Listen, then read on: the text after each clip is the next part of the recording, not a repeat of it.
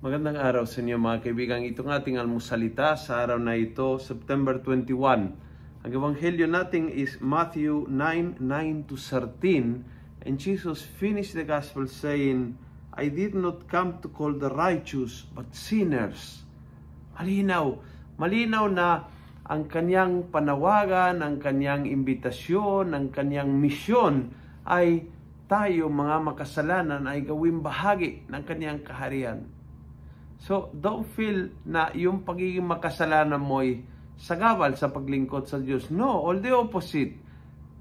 Pumarito siya para sa mga makasalanan. Pumarito siya para tulungan, iligtas, baguhin, samahan, pakitunguhan, yung mga makasalanan tulad natin. Pumarito siya para sa ating. Huwag nating isipin na ang paglilingkod sa Diyos ay para sa mga banal. They do not exist. May mga nag-feeling banal, pero ibang usapan yung feeling sa totoo. Sa mata ng Diyos, tayong lahat ay may pagkukulang at pagkakasala at dumating siya para sa ating. Kaya huwag kang mahiya. Huwag kang mahiya sundan siya. Huwag kang mahiya samahan siya. Huwag kang mahiya magsimba ka. Huwag kang mahiya mag-volunteer ka dahil ikaw ay isang makasalanan. Tandaan mo, kailangan ng makasalanan ang kaligtasan at pumarito siya para sa iyo at para sa akin.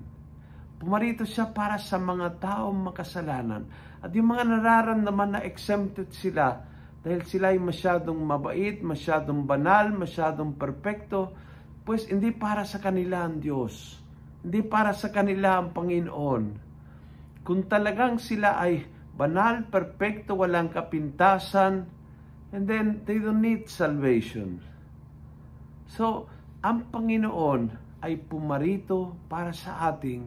Huwag nating gawin dahilan ang pagiging makasalanan para hindi nating samahan, puntahan, paglingkuran. Di po pwede makasalanan kaya nakakahiya magsimba. No! Hindi pwede makasalanan ako kaya masyadong nakakahiya kung mag-serve ako. No! Pumarito siya para sa ating. Kung gusto mo ang video ito, pass it on. Punuin natin ang good news ang social media. Gawin natin viral. Araw-araw ang salita ng Diyos. And God bless.